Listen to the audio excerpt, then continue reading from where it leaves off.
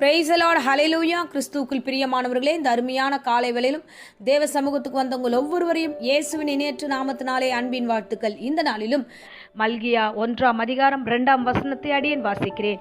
இந்த நேரத்தில் கர்த்தர் நம்மோடு கூட பேசுகிறார். நான் உங்களை சிநேகித்தேன் என்று கர்த்தர் சொல்லுகிறார். ஹல்லேலூயா. எத்தனையோ அன்புகளை நம்ம இழந்திருப்போம். எத்தனையோ பேர் உண்மையான அன்பு வைக்கிறேன்னு சொல்லி நம்மளை ஏமாத்திருக்கலாம். ஆனால் கர்த்தர் சொல்லுகிறார், நான் உன்னை சிநேகிக்கிறேன். ஹல்லேலூயா. இன்றைய காலகட்டத்தில் பல இடங்களில் அன்பு என்ற பேரில், ஸ்நேகம் என்ற பேரில் பல தவறுகளை நம்ம பார்க்குறோம், பல காரியங்களை நம்ம பார்க்குறோம். ஸோ சாதாரண லவர்களாகட்டும், இல்லைன்னா கணவன் மனைவி ஆகட்டும், இல்லைன்னா ஒரு தாய் மகன் ஆகட்டும், இப்போ ஏற்பட்ட இடங்கள் எல்லாம் அன்புகளை பார்க்குறோம். ஒரு குறிப்பிட்ட நேரம் வரைக்கும் அந்த அன்பு தொடர்ந்து இருக்கிறது. அதுக்கப்புறம் ஒரு பிரச்சனை வரும்போது ஸோ இந்த நாட்களில் இருக்கிற காதலர்கள் ஏமாற்றுவது போல சில காரியங்கள் ஏமாற்றி விட்டு போயிடுவாங்க. சில காரியங்கள் அவங்களுக்கு நடந்து முடிஞ்சதுமே விட்டுட்டு போயிடுவாங்க. கணவன் மனைவி அன்பு ஈகோவில் சில வேலையில் பிரச்சனை, ஏதாவது ஒரு பிரச்சனை வந்தால் அவங்க எனக்கு மதிக்கல அதனால அப்படின்ட்டு விட்டுட்டு போயிடுவாங்க. இந்த இடத்துல ஒரு தாய் மகனுடைய அன்பை பார்க்குறோம். அங்கே பார்த்தா மகனுக்கு ஒரு திருமணம் ஆகும்போது அந்த தாயை மறுபடியும் அவங்க பார்க்க மாட்டாங்க. இந்த மாதிரி பல உறவுகளை சாட்சிகளாக இந்த நாட்களில் நம்ம பார்க்க முடியுது.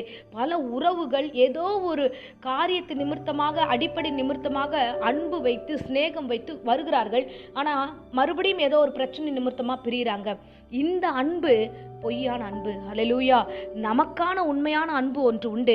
இரட்சகராக இயேசு கிறிஸ்து சொல்லுகிறார், நான் உன்னை சிநேகித்தேன். ஹல்லேலூயா. உண்மையான சிநேகம், உண்மையான சிநேகம், உண்மையான அன்பு.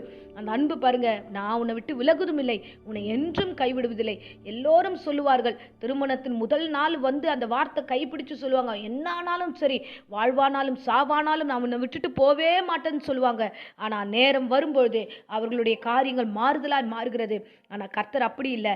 எனக்காக, உங்களுக்காக ஜீவனை கொடுத்தார். இந்த வேளையில யாராகிலும் யாருடைய அன்பு நிமித்தமாக சோர்ந்து போயிருந்தீங்கன்னா, ஐயோ இவங்களை என்ன நினைக்கல, எங்களை விட்டுட்டாங்கன்னு ஒரு கவலையில் இருந்தீங்கன்னா, கர்த்தர் சொல்கிறார், நான் உன்னை சிநேகித்தேன். அருமையான பெற்றோர்களா இருப்பீங்க. பிள்ளைங்க என்ன பார்க்கவே இல்லைன்றீங்களா? இல்லை, கர்த்தர் உங்களை பார்க்கிறாரு. ஆமென். ஹல்லேலூயா. நீங்க எந்த காரியத்தை குறித்தும் பயப்படாதீங்க, கவலைப்படாதீங்க. தேவன் உங்களை வழிநடத்த வல்லவராக இருக்கிறாரு. ஒருவேளை உங்க பிள்ளைங்க உங்களை விட்டுட்டு போயிட்டாங்களா, ஐயோ நான் உண்மையான அன்பு வச்சு இந்த பிள்ளையை காப்பாற்றினேன்னு, ஆனா இந்த பிள்ளை என்னை பார்த்துக்கவே இல்லையேன்னு சொல்லிட்டு கலக்கத்துல இருக்கீங்களா? கர்த்தர் உங்களை பாதுகாத்துக் கொள்வார். அதை குறித்தும் கவலைப்படாதீங்க. உறவுகள் ஒரு நாள் மாறும். இந்த உலகின் அன்பு, சிநேகம் ஒரு நாள் மாறும். ஆனா என்றும் மாறாதவர் ஒருவர் நம்மோடு இருக்கிறார். அதுதான் ஆண்டவர் சொல்லுகிறார், ஸ்திரீயானவள் தன் பாலகனை மறந்தாலும் நான் உன்னை மறப்பதில்லை என்று வார்த்தை சொல்லப்பட்டிருக்கிறது. கர்த்தர் ஒருபொழுதும் மறக்க மாட்டார். அல்லேலூயா. இந்த இடத்துல நம்ம வாசித்த வசந்தபடி நான் உன்னை சிநேகித்தேன் என்று யாரை பார்த்து சொன்னார்னா, யாக்கோபை பார்த்து சொன்னார். யாக்கோப் எப்பேற்பட்டவன்? அவன் எத்தன் என்று வேதம் சொல்கிறது. அவன் பொய்யனாக இருந்த பொழுதும் ஆண்டவர் அவன் மீது அன்பு வைக்க காரணம் என்னன்னா, அவன் திரும்பி உண்மையாய் வந்தான். ஆண்டவரே நான் தவறு செஞ்சுட்டேன், என்னை நீங்க ஆசீர்வதித்தால வழியே உம்மை விட மாட்டேன்னு மற்ற எல்லாத்தையும் விட்டுட்டு ஆண்டவர் பாதத்தை பற்றி கொண்டபடினால ஆண்டவர் அவன் பெயரை மாற்றி அவனை இஸ்ரவேலாய் மாற்றி ஆசீர்வதித்தார். ஆண்டவருடைய வார்த்தை சொல்லுகிறது, யாக்கோப் என்னும் பூச்சியே, சிறு கூட்டமே, நீ பயப்படாத, நான் உன்னோடு இருக்கிறேன், நான் உன்னை சிநேகித்தேன் என்று கர்த்தர் சொல்லுகிறார்.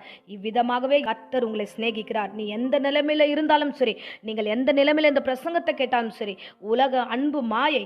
உலக அன்பு ஒரு நாள் உங்களை விட்டு கடந்து போகும். சூழ்நிலைகளுக்கு ஏற்பாற் போல மாற்றங்களை கொடுக்கும். ஆனால் கர்த்தருடைய அன்போ ஒரு நாளும் மாறாது.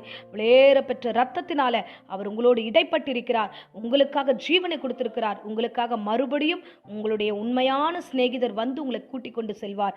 அந்த கர்த்தராகிய இரட்சகரை பற்றி கொள்ளுங்க. கர்த்தர் உங்களை ஆசீர்வதிப்பாராக. இப்பொழுதும் அடியேன் உங்களுக்காக ஜெபிக்கிறேன். அன்பு இரட்சகா, இந்த அருமையான தருணத்துக்காக ஸ்தோத்திரம். இந்த நாளில உலகம் முழுவதும் பல அன்புகளை குறித்து பேசிக் கொண்டிருந்தாலும் ஆண்டவரே, உண்மையுள்ள அன்பு நீர்தான். ஆண்டவரே அப்பா, உம்மண்டையில் இந்த வந்திருக்கிற பிள்ளைகளுக்காக ஆண்டவரே நான் நன்றி செலுத்துகிறேன். பல காரியங்களை தோற்று போயிருக்கலாம், பல அன்புகளை அவங்க இழந்திருக்கலாம். ஆனால் நீர் ஆண்டவரே அவர்களோடு இருந்து அவர்களை வழி நடத்தும். ஒரு ஆட்டுக்குட்டியை சுமப்பது போல இவர்களை தோளின் மீது நீ சுமந்து கொண்டிருக்கிறீர். ஆண்டவரே அதற்காக நன்றி செலுத்துகிறேன். இந்த அன்புள்ள தெய்வம் அல்லவா நீ. இந்த பிள்ளைகளை பாதுகாத்துக்கொள்ளும். தேவையில்லாத எண்ணங்களை விலக்கி காத்தலும். உன்னதமானுடைய கரங்களுக்குள்ள இந்த பிள்ளைகளை ஒப்பு கொடுக்கிற ஆசீர்வதியம். இந்த வேளையில கூட கர்த்தாவே, வியாதி பலவீனத்தோடு யாராகிலும் இருந்தா பூரண சுகமும் ஆரோக்கியமும் கொடுத்து வழி நடத்தும். ஆசீர்வதியும்.